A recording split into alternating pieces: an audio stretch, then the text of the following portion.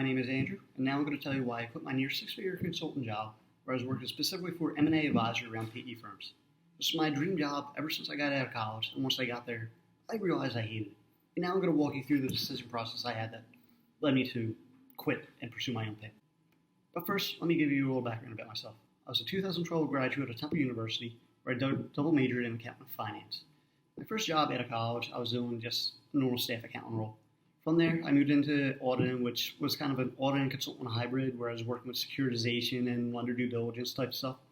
And from there, I moved to my last position where I was doing M&A advisory or transactional advisory services for PE firms. This primarily involved us going into the portfolio company that they were either about to purchase and do due diligence work pre-purchase, making sure all their accounting books are in line, everything's kind of up to speed, or afterwards, after they already purchased a company, going in, reviewing the quality, or reviewing the controls of the company, recommending improvements, then going and implementing those improvements into the company. This job was amazing at first. So the people I was working with at the PE firms were some of the smartest people I have ever met. They were Harvard MBAs, Stanford MBAs, just some of the smartest people that pretty much exist on the planet and smartest people that are available in my field. The people I worked with at my firm were also very high up. They were former Big Four, M&A advisory type people that were very accomplished in this field. And felt like an honor to be working with them. At first, I felt a little inadequate around them, but at the end of the day, they're just all normal people, and we're all working towards the same goal. The majority of my time here at this firm was spent working on our post-transaction projects, where we had two phases. Phase one was a deep dive, and phase two was our forward projects. A deep dive typically had two associates on a project. One was focused on FP&A, and the other was focused on accounting. I bounced around between both of them. We would go through each of these departments with a fine-tooth comb and pretty much analyze everything they're doing and come up with ideas on how they can improve the processes and make the business run a little bit better. Phase two was called our forward projects, was where we actually went in and implemented the improvements for this project. A lot of times we were sitting side by side with the CEO, CFO of these companies, making sure the implementations went in smoothly and was a lot of very high up exposure to C-level type employees. My company was also a recruiting firm, and a lot of times the private equity firm that hired us would want us to put in a temporary CFO in a place at the company we're going in and analyzing that we're doing the working for. So this resulted in a lot of times me being the only associate on the project and the CFO being the only other person on the project my company put in. So as a result, I would spend pretty much the entire week with the CFO figure, just kind of side by side with him, pretty much learning the ropes and getting even more exposure to these C-suite type people than I typically would.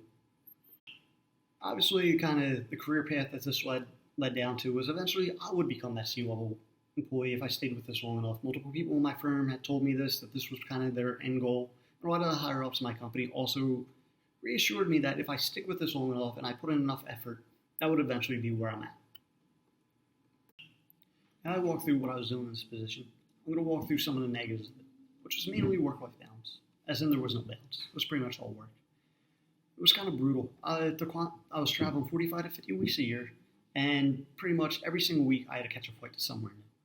So this involved me either leaving on Sunday to get to the West Coast to be ready for the work week on Monday, or leaving very early on Monday morning at 7 a.m., which resulted in me waking up at like 3 a.m. to 4 a.m. to get to the airport in time for me to get to the client site.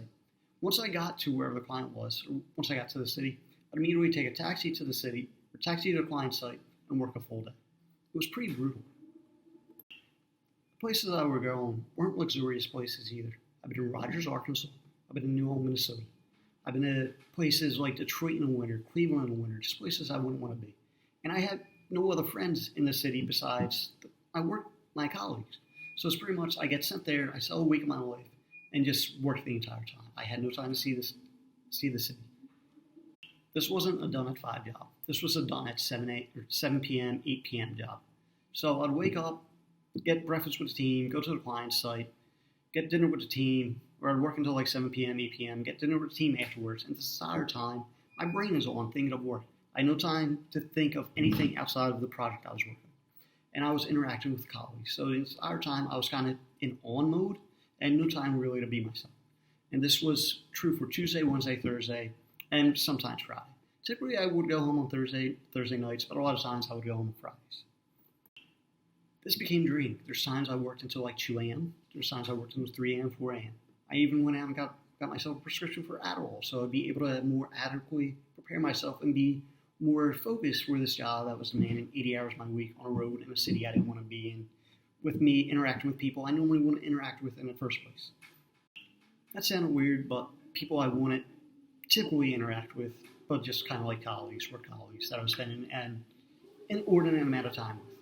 And on top of that, at the client sites that we were at, we were pretty much the office space kind of consultants. We went in, reviewed everything, all the policies and procedures, and a lot of times we restructured the organization. So there's times we fired people, and the companies we knew that was a possibility. So they immediately, the people working there that weren't consultants, that were actual employees of these companies, treated us with hostility. A lot of times they lied to us, they just told us things we wanted to hear, trying to make themselves look good and try and make themselves look needed. So for those reasons, I started questioning why I'm doing that. Why am I spending my life working 90 hours a week in a city I don't want to be at with people I really wouldn't want to hang out with? I didn't have any life outside of work. A lot of times I worked over the weekend as well, which I didn't mention earlier. There were times where it was kind of expected we work over the weekends. There were times where I just got emails on Friday nights randomly from people that I wasn't on a project with that just asked me to help them out with something, and I got kind of sucked in and worked over the weekend to help. It wasn't a normal job. It was just work until it's done, and it involved a lot of hours. I had no life, and I started asking myself, why am I doing this? What is the point of this? Why am I doing this? And the why became, I'm doing this for money. Then I started kind of digging a little deeper. Why? Why do I need this money? What am I doing with this money? And I realized I'm not really doing anything with it. I'm putting everything I'm getting, I'm saving, I'm investing, I'm doing everything I can to get to a point where I no longer have to do this job, where I can do something else, where I have enough money saved to make a better life for myself. So really, I'm just putting myself through hell to get money to save to no longer have to do this. It kind of seems circular to me. So I started thinking to myself, if I dislike this job this much, and I'm doing everything I can to get out of it, why am I even doing it in the first place? But the money I'm making is just extra money that I'm not using to spend anything. It's not making my quality of life any better. It's just going to my bank account, going into different things so I can get to a position where I no longer have to do something I don't like. So because of that, it hit me. I'm just going to leave. I'm not going to do something I don't want to do. I'm going to have my life. I'm going to be able to enjoy my life. Just be able to do things I want to do that I'm not going to be able to devote myself to a consultant career. And that's why I left. To put it another way, the hours of my life I was working on this job are much more valuable to myself than any amount of money they can give me to work them. I'm never going to get these hours back, and I'm neglecting every other aspect of my life in pursuit of this career path. And that's not worth it for me. It takes a very special kind of person to neglect all that, to neglect your kind of like your fitness, neglect other social relationships, like other like opportunities in your life, just focusing on a career and trying to climb a corporate ladder. That wasn't for me.